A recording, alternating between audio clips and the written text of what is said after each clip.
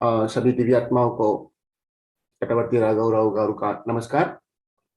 आप सभी दिव्यात्माओं का ब्रह्मर्षि चक्रवर्ती राघव राव गारू का इस सेशन में हार्दिक स्वागत है। అందరికీ నమస్కారం. గురువు గారి పత్రి గారికి కూడా మనం ఒక్కసారి ధన్యవాదాలు చెప్పుకుంటూ ఈ కార్యక్రమం ప్రారంభిద్దాం. सभी दिव्यात्माओं को चक्रवर्ती राघव राव गारू का फिर से एक बार नमस्कार। कार्यक्रम की शुरुआत से पहले ब्रह्मर्षि पितामह पत्री जी को भी एक बार धन्यवाद जरूर कहेंगे। ఈ కార్యక్రమంలో భాగంగా ముందు మనము హిందీలో సందేశం చెప్పుకుంటాం. అది అయిన తర్వాత యథావిధిగా తెలుగులో కూడా మనం సందేశాలు వింటాం. जिस तरह से कल हमने आपको बताया उस तरह से कि यह कार्यक्रम की अभी रूपरेखा थोड़ी बदल गई है। जैसे ही हमारा निशब्द मेडिटेशन संपूर्ण होता है उसके बाद तकरीबन 45 मिनट तक का हिंदी में चक्रवर्ती राघव राव गारू का दिव्य संदेश हमें दिया जाएगा। तत्पश्चात जो रूटीन कार्यक्रम है तेलुगु सेशन का वो चालू रहेगा। నిన్న మనం ఏం చేశామంటే పత్రి గారు చెప్పినటువంటి 3 మూఢనమ్మకాలు గురించి కొంత తెలుసుకున్నాం. कल हमने सेशन में पत्री जी ने जो 3 तरह के अंधविश्वास कहे थे उनके बारे में हमने थोड़ा सा जानकारी प्राप्त की थी। ఇది చాలా ఇంపార్టెంట్. यह बहुत ही आवश्यक संदेश है। ఈ మార్గంలోకి వచ్చిన ప్రతి ఒక్కరూ ఈ 3 మూఢనమ్మకాలు వదలవలసిందే. जो लोग इस मार्ग में प्रयाण करना चाहते हैं उनको ये 3 तरह के अंधविश्वास को छोड़ना अनिवार्य है। ఈ మూఢనమ్మకాలు మీరు వదలకపోతే మీరు ఈ ధ్యాన మార్గంలోకి వచ్చినా కూడా ఏమీ ప్రయోజనం లేదు. यदि हम इन 3 अंधविश्वासों को संपूर्ण तरह से यदि छोड़ नहीं पाए तो हमको ध्यान मार्ग में आने का भी कोई फायदा नहीं मिलने वाला है। మరి ఏమిటి ఆ మూఢనమ్మకాలు మరొక్కసారి తెలుసుకుందాం. तो हम वो 3 अंधविश्वास क्या है फिर से एक बार जानेंगे। మొట్టమొదటిది ఏమిటి అంటే విగ్రహమే దేవుడు అనే భావన. पहला अंधविश्वास यह है कि मूर्ति ही भगवान है ऐसी भावना। రెండోది ఏమిటి అంటే మాంసం బలాన్ని ఇస్తుంది అనేటువంటి భావం. दूसरा मांसाहार से हमको ताकत मिलता है ऐसी भावना। మూడోది ఏమిటి అంటే డాక్టర్లు రోగాలను తగ్గించగలరు. तीसरा डॉक्टरों की वजह से सभी तरह के बीमारियां दूर होते हैं ऐसी भावना। ఇక్కడ ఏమిటి అంటే ఈ 3 అంగీకరించడం చాలా కష్టం. तो प्रारंभिक दशा में ये तीनों अंधविश्वासों को छोड़ना थोड़ा सा मुश्किल जरूर लगता है। ఎందుచేతంటే తరతరాల నుంచి పూర్వకాలం నుంచి గట్టిగా మాట్లాడితే యుగ యుగాల నుంచి ప్రతి ఒక్కరిలో ఈ మూఢనమ్మకాలు బాగా నాటుకుపోయినాయి. क्योंकि हम देखते हैं हमारे पूर्वजों के साथ में कई तरह की पीढ़ियों से ये परंपरा होते आ रहा है। यदि इस बात को हम बहुत गौर करेंगे तो कई युगों से ये 3 तरह के जो अंधविश्वास है वो हमारे समाज में पूरी तरह से फैल चुकी है। इसीलिए इसे प्रारंभिक दशा में छोड़ना थोड़ा सा मुश्किल जरूर लगता है। అంచేత ఇవి చెప్పిన చాలా మంది వినరు, అర్థం చేసుకోరు. इसीलिए ये बात को बताने के पश्चात भी कुछ लोग इसे आसानी से स्वीकार करके उन अंधविश्वासों को दूर नहीं कर पा रहे हैं। పైగా విమర్శిస్తారు కూడా. उल्टा उनके ऊपर हम वाद विवाद करने लगते हैं। ఇంచేతంటే విగ్రహం దేవుడు కాదు అని పత్రి గారు అంటే यदि मूर्ति भगवान नहीं है ऐसे पत्री जी ने कहा तब भी దేవుడు లేడని అంటారేమిటి అంటారు. भगवान नहीं है ऐसा आप क्यों बोल रहे हो ऐसा पूछने लगते हैं। ఆయన దేవుడు లేడు అని అంటం లేదు. पत्री जी ने कभी भी तो नहीं कहा भगवान नहीं है करके। విగ్రహము దేవుడు కాదు అని మాత్రమే అంటున్నారు. उन्होंने सिर्फ इतना ही कहा, मूर्ति में भगवान नहीं है, यही उन्होंने कहा। అంటే దాని అర్థం ఏమిటి అంటే భగవంతుడు ఉన్నాడు इसका मतलब यह है भगवान है, కానీ విగ్రహం దేవుడు కాదు. लेकिन मूर्ति भगवान नहीं है। మరి భగవంతుడు ఎవరు అన్నది మనం తెలుసుకోవాలి. तो भगवान कौन है ये हमें जानना चाहिए। అది పత్రి గారు కూడా మనందరికీ చెప్పడం జరిగింది.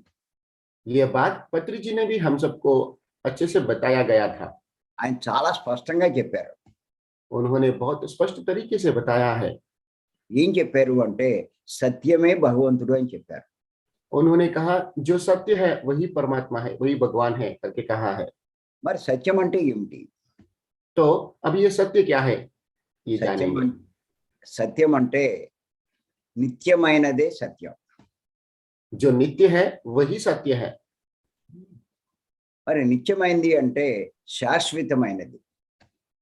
अब नित्य मतलब जो पूरी तरह से शाश्वत है, जो हमेशा के लिए रहने वाला है, वही सत्य है, वही नित्य है।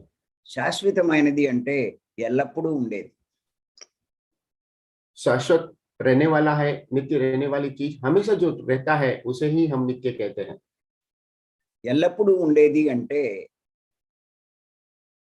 అది నశింపు లేనిది. हमेशा रहने वाला मतलब जो विनाश मतलब कभी नाश नहीं होता है, जो हमेशा के लिए रह जाता है, उसी चीज को नित्य कहते हैं। అంటే మార్పు లేనిది. मतलब उसमें किसी भी तरह की चेंजेस नहीं होती है, परिवर्तन नहीं होता है। అంటే మారనిది. मतलब कभी भी वो बदलता नहीं है। అది అంటే కాలము మారినా యుగాలు మారినా మారనిదే సత్యము. जो समय के बीतने के बाद, युगों के परिवर्तन होने के बाद में भी जिसमें परिवर्तन नहीं आता है वही सत्य है। అలాంటి సత్యమే దైవం. तो इस तरह का जो सत्य है वही दैवत्य है। ఆ దైవమే ఆత్మ. वो दैव ही आत्मा स्वरूप है। అంచేత విగ్రహం దైవం కాదు. तो इस तरह से मूर्ति भगवान नहीं है, प्रमाण मिल जाता है। ఆత్మే దైవం. आत्मा ही दैव है। అంచేత పత్రి గారు ఏమంటారంటే విగ్రహారాధన కాదు సత్యారాధన చేయాలి అంటారు. इस तरह से पत्री जी कहते हैं विग्रह आराधना नहीं करना चाहिए, सत्याराधना ही करना चाहिए। అంచేత ఏమిటి అంటే ఆయన చాలా స్పష్టంగా ఈ మూఢత్వాన్ని వదలాలి అంటారు. तो इस तरह से वो स्पष्ट तरीके से बोलते हैं कि हमें ये अंधविश्वासों को छोड़ देना चाहिए। ఇది వదలకపోతే నువ్వు పూర్తిగా అజ్ఞానంలో ఉన్నట్టే లెక్క. यदि आप यह नहीं छोड़ पाए तो आप पूरी तरह से अज्ञान में ही अब जी रहे हो, ऐसा प्रमाण मिल रहा है। అంచేత అజ్ఞానంలో ఉంటే వాడు దుఃఖం పొందుతాడు. तो जो व्यक्ति अज्ञान के साथ में रहते हैं उनको दुख तो प्राप्त होगा ही। వాడు ధ్యాన మార్గంలోకి వచ్చినా సరే यदि वो ध्यान मार्ग में आने से भी कोई फर्क नहीं पड़ता है, ధ్యానం చేస్తున్నా సరే वो ध्यान करते हैं तब भी कोई फर्क नहीं पड़ेगा। అంచేత ఎవడైనా సరే ఫస్ట్ చేయవలసిన పని ఏంటంటే ఈ మూఢత్వాన్ని వదలాలి. इसीलिए सभी को सबसे पहले करने वाला यही काम है कि वो पहले अपने आप को उन अंधविश्वासों से दूर रखने की जरूरत है। విగ్రహమే దేవుడు అనే మూఢత్వం. विग्रह ही भगवान है, इस तरह का अंधविश्वास को छोड़ना अनिवार्य है। అంచేత మరి మన మాస్టర్స్ ఈ విషయాలు చెప్తూ ఉంటారు. इसीलिए हमारे पिरामिड मास्टर्स ये बात हमेशा बताते रहते हैं। అప్పుడు చాలా మంది అడుగుతూ ఉంటారు तब बहुत लोग उनसे पूछते रहते हैं మరి విగ్రహం దేవుడు కాకపోతే ఈ గుడులన్నీ ఎందుకు కట్టారు, ఈ మందిరాలన్నీ ఎందుకు కట్టారు? అని तो చెప్పి ప్రశ్నిస్తారు. तो उनमें से भी कुछ दिव्यात्मा ये पूछते हैं कि यदि मूर्ति भगवान नहीं है तो ये सारे मंदिरें क्यों बनी है, ये क्यों, किसने बनाया है, तो इसकी वजह क्या है। మరి ఇది పూర్వకాలపు పెద్దలే కదా ఈ ఆలయాలన్నీ నిర్మించింది అని అడుగుతారు. वो साथ में ये भी कहते हैं कि हमारे पूर्वजों ने ही तो ये बनाया है, जो बहुत ज्ञानी पुरुष हुआ करते थे। అంతేకాదు శంకరాచార్యుల వారు కూడా ఈ గుడులు నిర్మింప చేశారు కదా. उतना ही नहीं, आदि शंकराचार्य जी ने भी कुछ मंदिर बनवाए थे। మరి ఈ ప్రశ్నలు వేస్తారు. तो ये सवाल आता है उनके मन में और वो हमसे पूछते भी है। అంచేత చాలా మంది ఈ ప్రశ్నలు వేసి ఇంత పెద్దలు చెప్తున్నారు, వాళ్ళే నిర్మింప చేశారు, మరి ఇవన్నీ చేస్తున్నారు అంటే మరి ఏమీ లేకపోతే ఎందుకు చేస్తారు అని ప్రశ్నిస్తారు కూడా. तो उनका ये संदेह हमारे सामने प्रस्तुत करते हैं कि यदि आदि शंकराचार्य और हमारे पूर्वज इन्होंने मिलके इतने सारे मंदिरें बनाए हैं तो उनका भी तो कोई वजह होगा। हाँ, डेफिनेटली कोई ना कोई कारण होगा, उन्होंने मंदिर क्यों बनाए। तो इस तरह के वो संदेह हमारे सामने व्यक्त करके वो सवाल हमसे पूछने लगते हैं। అందుచేత మరి దీన్ని ఈ సందేహం నివృత్తి చేసుకోవడానికి మనం కొన్ని విషయాలు తెలుసుకుందాం. तो वो संदेह दूर करने के लिए हमें अभी कुछ विषयों के ऊपर डिटेल में समझ करके वो अंधविश्वास को दूर करने में हमें वो मदद मिलेगी। ఎంచేతంటే పూర్వకాలంలో అంటే ఆ వేద కాలంలో ఒక రకంగా చెప్పాలంటే ఆ కృతయుగము త్రేతాయుగ సమయంలో अभी हम पूर्व काल के तरफ प्रयाण करेंगे। यदि गौर से गौर किया जाए तो त्रेता युग और सत्ययुग का जो समय है वो समय की बात करेंगे। అప్పుడు ఈ విగ్రహారాధన అయ్యి ఏమీ ఉండేవి కావు. वो युग में ये विग्रह आराधना नाम की कोई चीज नहीं हुआ करता था। అప్పుడు అందరూ ధ్యానం చేసేవారు. तब सभी दिव्यात्मा ध्यान ही करते थे। అందరూ గొప్ప యోగులే. सभी महान योगी ही हुआ करते थे। అప్పుడు ఇప్పుడున్నంత సౌకర్యాలు కానీ ఏమీ లేవు. उस समय में, प्रवर्तमान समय में जो सौकर्य जो सुविधा है मौजूद है वो उस वक्त नहीं हुआ करते थे।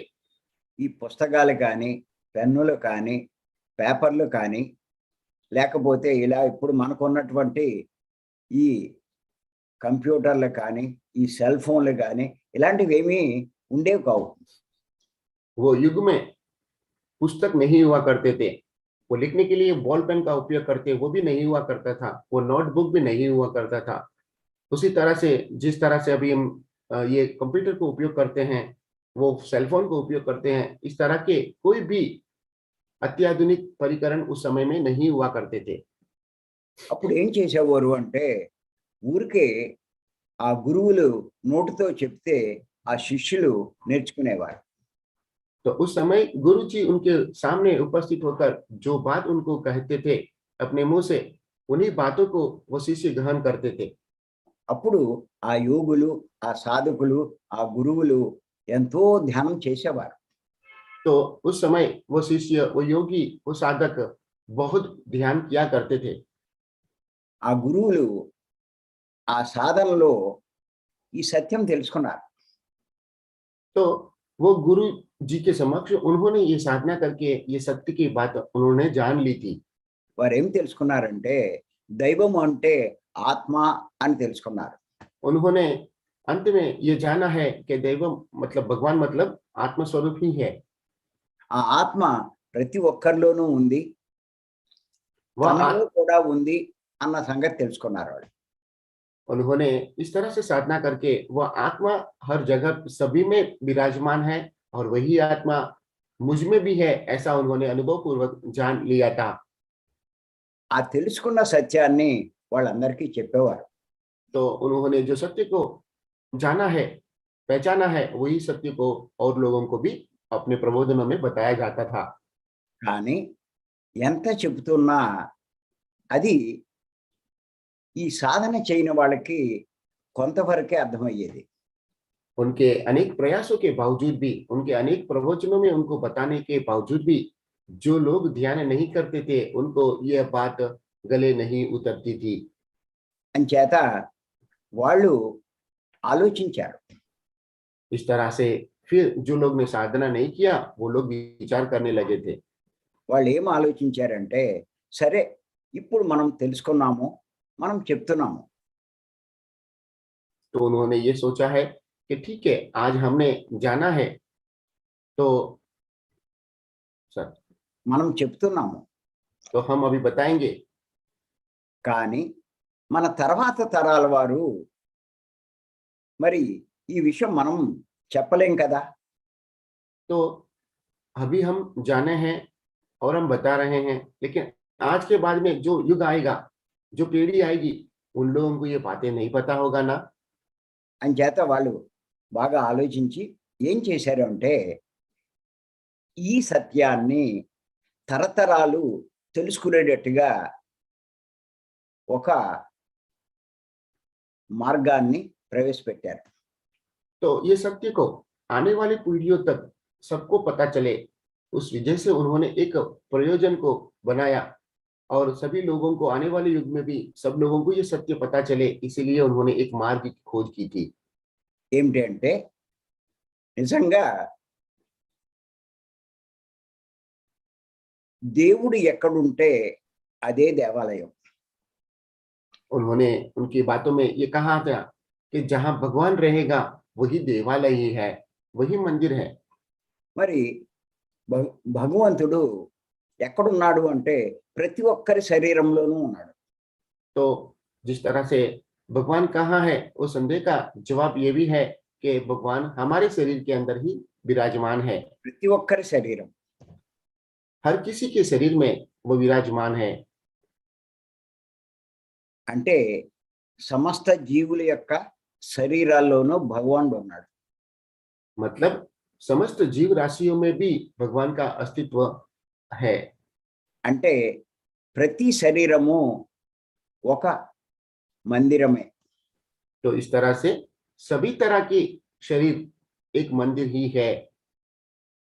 అంచేత శంకరాచార్య వారు కూడా ఏమన్నారంటే, దేహమే దేవాలయము, జీవుడే దేవుడు అని చెప్పడం జరిగింది. तो इस तरह से आदि शंकराचार्य जी ने भी यही कहा था, हमारा देव ही, हमारा शरीर ही देवालय ही है, और जो जीव है वही देव है, परमात्मा है। అది దీన్ని తరతరాలు గుర్తుండే విధంగా ఈ ఆలయ సాంప్రదాయం వాళ్ళు ప్రవేశపెట్టడం జరిగింది. तो इस तरह से यह बात को सभी लोगों को अनेक युग तक पता चले, इसीलिए उन्होंने ये आलय संप्रदाय को, ये मंदिर निर्माण का कार्यक्रम को उस वक्त उन्होंने शुरू किया था। అంచేత మనం కనుక గమనిస్తే ఈ గుడులన్నీ మానవ దేహాన్ని ప్రతిబింబించేవే. तो इस तरह से इस बात को गौर किया जाए तो हमें पता चलता है, जितने भी आलय वो जमाने में बने थे, वो सभी हमारा जो शरीर की रचना है उनका ही एक प्रतिबिंब है, ऐसा हम महसूस कर सकते हैं। మానవ దేహమే దేవాలయం అని బోధించేవి. तो उनके प्रबोधन में वो ये भी कहते थे कि हमारा जो मानव देहालय है वही देवालय है। ఇంచేతంటే ఈ దేహానికి ప్రతిరూపమే ఆ దేవాలయం. तो हाँ। ఉమ్. हमारे शरीर का जो प्रतिबिंब ही वो मंदिर है, वो देवालय है, ऐसा उनको उनके प्रबोधन में उन्होंने बताया था। అంచేత కాస్త మనము ఆ మందిరాలని, ఆ గుళ్ళని పరిశీలించినట్లయితే ఖచ్చితంగా మనకది మన దేహానికి ప్రతిబింబంగానే కనిపిస్తూ ఉంటుంది. तो इस तरह से इस बात को और डीप में जाकर के हम समझने की कोशिश करेंगे तो हमें ये प्रमाण मिलता है, समझ में आता है कि सारी मंदिर हमारे शरीर का ही एक प्रतिबिंब है, ऐसा हमें प्रतीत होता है।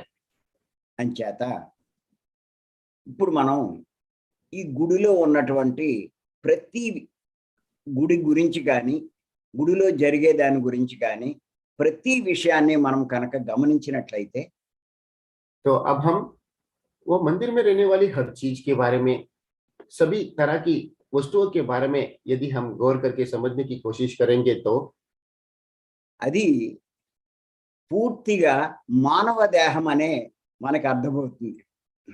पूरी तरह से वो मानव शरीर के साथ में उनकी साम्यता हमें समझ में आती है। అంచేత ఆ విషయం ఇప్పుడు మనం కొంచెం తెలుసుకునే ప్రయత్నం చేద్దాం. इस तरह की कुछ बातें हम यहाँ पे समझने की कोशिश करेंगे। గుడిలో దేవుని ప్రతిరూపమైన విగ్రహం ఉంటుంది. किसी भी मंदिर में भगवान का प्रतिरूप का एक मूर्ति रखा जाता है। కానీ మానవ దేహంలో సత్యమైన దైవమే ఉన్నాడు. लेकिन मानव शरीर के अंदर जो सत्य रूप में प्रकाशित है, ऐसा ही भगवान विराजमान है। గుడికి అంటే మందిరానికి ఎవరైనా సరే దైవ దర్శనానికి వెళ్తారు. कोई भी व्यक्ति मंदिर में भगवान का दर्शन करने के लिए ही जाते हैं। దాని అర్థం దేహంలోని దైవాన్ని ధ్యానం ద్వారా దర్శించాలని వాళ్ళు అందరికీ బోధించారు. तो इसका यह अर्थ होता है, जो हमारे शरीर के अंदर जो विराजमान है परमात्मा, उनको ध्यान द्वारा ही प्रयाण करके उनके जानने के लिए उन्होंने उस मंदिर को इस तरह से निर्माण किया था। అలాగా ఈ గుళ్ళో జరిగే ఈ మందిరంలో జరిగే ప్రతి విషయానికి ఒక అంతరార్థం ఉంది. इस तरह से मंदिर में होने वाली और सभी कार्यक्रमों के अंदर भी एक अंतरार्थ है, जो कुछ संदेश है, वो हम जानेंगे। ఇంచేతంటే ఆ విషయాలన్నీ ఒక్కసారి ఇప్పుడు మనం తెలుసుకుందాం. हम वो सारी बातों को यहाँ पे फिर से एक बार समझने की कोशिश करेंगे। ఇంచేతంటే ఈ మందిరానికి వెళ్ళిన వాడు ముందు గుడి బయట దుమ్ముతో ఉండే చెప్పులు వదిలేస్తాడు. जिस तरह से मंदिर में प्रवेश करने के लिए मंदिर के जो मुख्य द्वार होता है, वहीं पे उनके पैरों में जो चप्पल हुआ करते हैं, जूते होते हैं, जिसके अंदर धूल मिट्टी होती है, उसे वहीं पे छोड़ के अंदर प्रयाण करता है। తర్వాత ఆ లోపలికి వెళ్ళి గుడి చుట్టూ 3 సార్లు ప్రదక్షిణలు చేస్తాడు. और वो इस तरह से मंदिर में प्रवेश करने के बाद वो मंदिर के 3 बार प्रदक्षिणा करता है। తర్వాత ఆ పూజారిని ఆశ్రయిస్తాడు. उसके बाद में वो पुजारी को मिलता है। ఆ పూజారికి కొబ్బరి, పళ్ళు, అగరబత్తి, కర్పూరము సమర్పిస్తాడు. उसके बाद वह पुजारी को नारियल, फूल, अगरबत्ती और कपूर उनको समर्पित करते हैं। తర్వాత గంట మోగించి ఆ నాదం వింటారు. फिर उसके बाद में मंदिर में जो घंटा होता है, उसे बजाते हैं। फिर उनकी वो आवाज को, वो नाद को सुनते हैं। అప్పుడు ఆ పూజారి కర్పూరం వెలిగించి హారతి ఇస్తూ ఉంటే వాళ్ళు మరి ఆ వెలుగులో విగ్రహాన్ని చూడగానే 2 చేతులు దగ్గర పెట్టి నమస్కరిస్తారు. उस वक्त पुजारी जो आरती, जो कपूर आपने दिया था, उसे प्रज्वलित करके आपके सामने फिर से उपस्थित करते ही, उस प्रकाश को देखते ही आप अपने दोनों हाथों को जोड़ करके उस प्रकाश के पीछे जो मूर्ति विराजमान है, उसको देखते ही आपके हाथ जुड़ जाते हैं और नमस्कार करने लगते हो। అప్పుడు పూజారి మనం ఇచ్చినటువంటి ఫలాలలో పళ్ళలో సగం మనకిస్తాడు. उसके बाद वो पुजारी हमने जो उनको फल दिए थे, उनमें से आधे फल हमें देते हैं। తర్వాత మనం ఆ హుండీలో డబ్బులు వేస్తాం. उसके बाद वहां पे जो हुंडी होती है, दान पेटी, उसके अंदर हम कुछ पैसे वहां पे डालते हैं। వచ్చేటప్పుడు కాసేపు అక్కడ కూర్చుని లేస్తాం. तो उसके बाद में भी जब बाहर जाना है, तब हम वहां पे मंदिर के गर्भ स्थान में थोड़ी देर बैठ करके फिर बाहर निकलने का प्रयास करते हैं। సహజంగా మనం ఆలయానికి వెళ్ళినప్పుడు చేసేది ఇదే. सहज रूप से हम सब मंदिर जब जाते हैं तो यही कार्यक्रम करते हैं। కానీ ఈ ప్రతి కార్యక్రమానికి ఒక అంతరార్థం ఉంది. तो इस पूरे कार्यक्रम के अंदर भी एक गर्भित सत्य है, एक अंतरार्थ भी है। ఆ అంతరార్థాలన్నీ మనం రేపు తెలుసుకుందాం. तो वो सारी बातों को हम कल विस्तृत रूप से जानने की कोशिश करेंगे। అంచేత మరి ఇవన్నీ కూడా తెలుసుకోవాల్సిన అవసరం ఉంది. ఎంత తెలుసుకుంటే మనం అంత లాభం పొందుతాం. तो इस तरह से ये सारी बातों को जानना अति आवश्यक है और हम इन बातों को जितना समझेंगे उतना ही हम आगे आचरण में ला सकते हैं। అంచేత మనం తెలుసుకోవాల్సిన విషయాలు చాలా ఉన్నాయి. అంచేత ప్రతిరోజు మనం అవి తెలుసుకోవడానికి ప్రయత్నం చేద్దాం. इस तरह से हमें जानने की सब्जेक्ट जो है वो बहुत है और इस तरह से हम थोड़े थोड़े हर दिन उन बातों को समझने की कोशिश करेंगे। అంచేత మరి ఈ అవకాశం ఇచ్చే మీ అందరికీ నేను ఒక్కసారి ధన్యవాదాలు తెలియజేస్తున్నాను. तो इस तरह से ये मौका आपने मुझे दिया है, इसलिए आप सबको मैं मेरी तरफ से मतलब तटवर्ती राघवराव गारू की तरफ से धन्यवाद दे रहा हूँ। ఈ అవకాశం మీకు అందరికి కల్పిస్తున్నటువంటి ట్రాన్స్లేట్ చేస్తున్న చిరంజీవి కూడా నేను నా ధన్యవాదాలు చెప్తున్నాను. तो यह बातों को हिंदी में भाषांतरित करने वाला चिरंजीवी को भी तटवर्ती राघवराव गारू धन्यवाद दे रहे थे। थैंक यू सर, आपको भी। Thank you. सभी दिव्य आत्माओं को।